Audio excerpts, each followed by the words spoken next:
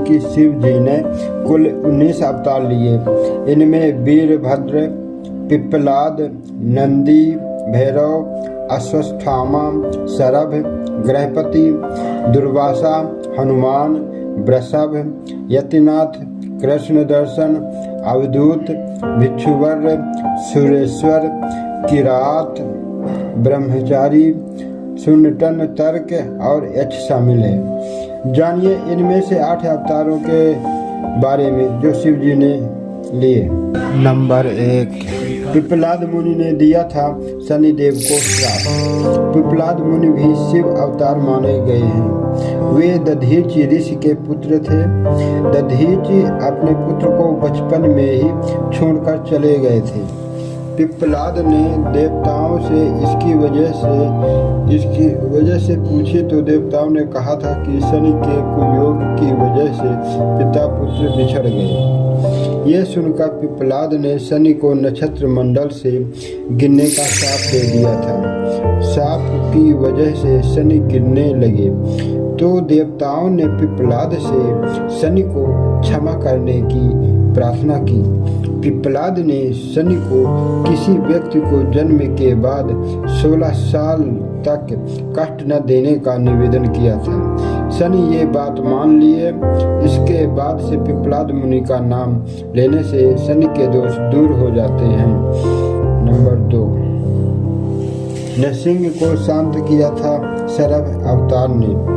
भगवान विष्णु के अवतार नरसिंह ने हिरण्यकश्यप का वध कर दिया था। इसके बाद भी नरसिंह शांत नहीं हो रहे थे। तब शिव जी ने शरभ के रूप में अवतार लिया। भगवान शिव आधे हिरण और आधे शरभ पक्षी के रूप में प्रकट हुए थे। शरभ 8 पैर वाला एक जानवर था जो कि बहुत शक्तिशाली था। शरभ ने नरसिंह को शांत करने के लिए प्रार्थना की थी, लेकिन जब वे शांत नहीं हुए तब शरभ भगवान ने नरसिंह को अपनी पूंछ में लपेटा और उड़ गए। इसके बाद नरसिंह शांत हुए और शरभ अवतार से क्षमा मांगी। नंबर 3, शिलाद मुनि के पुत्र हैं नंदी। शिलाद मुनि एक ब्रह्मचारी ऋषि थे। उन्होंने विवाह नहीं किया था। एक दिन शिलाद के पितरों ने उनसे संतान पैदा करने के लिए कहा ताकि उनका वंश आगे बढ़ सके। पितरों की इच्छा पूरी करने के लिए शिलाद मुनि ने संतान पाने की कामना से भगवान शिव की तपस्या की। तब शिव जी ने शिलाद मुनि को वरदान दिया कि मैं स्वयं तुम्हारा पुत्र बनकर अवतार लूंगा। कुछ समय बाद हल चलाते समय शिलाद मुनि को भूमि से एक बालक मिला।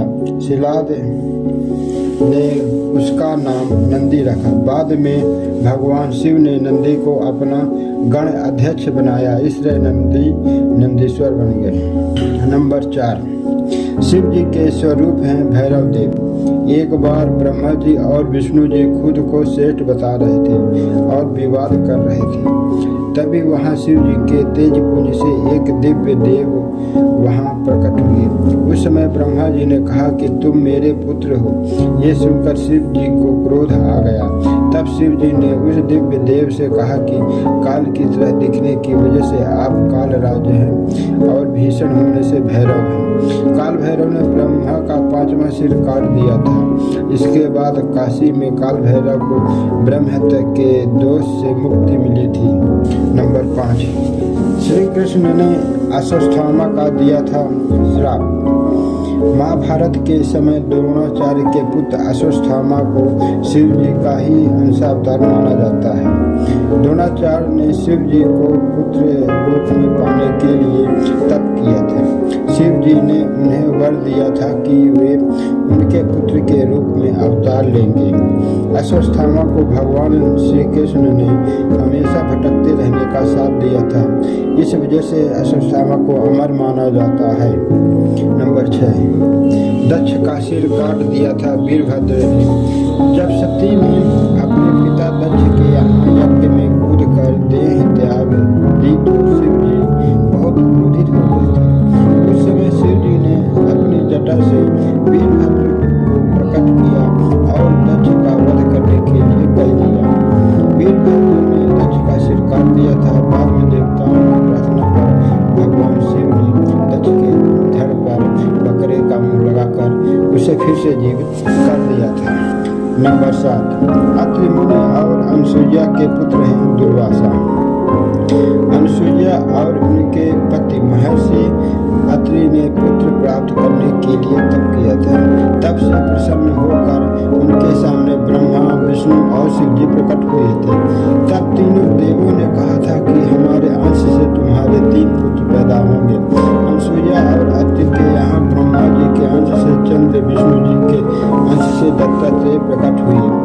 शिव के अंश से दुर्वासा मुनि ने जन्म लिया था। नंबर 8, श्री राम की मदद के लिए शिव ने लिया हनुमान अवतार। त्रेता युग में जब रावण का अधर्म बढ़ गया तब धर्म की स्थापना के लिए भगवान विष्णु का राम अवतार हुआ था। उस समय भगवान शिव ने श्री राम की मदद के लिए हनुमान अवतार लिया था। हनुमान जी श्री राम के परम भक्त हैं और देवी सीता के वरदान की वजह से अजर अमर हैं, यानी हनुमान जो कभी बूढ़े नहीं होंगे और अमर रहेंगे। जय श्री राम, जय जय राम।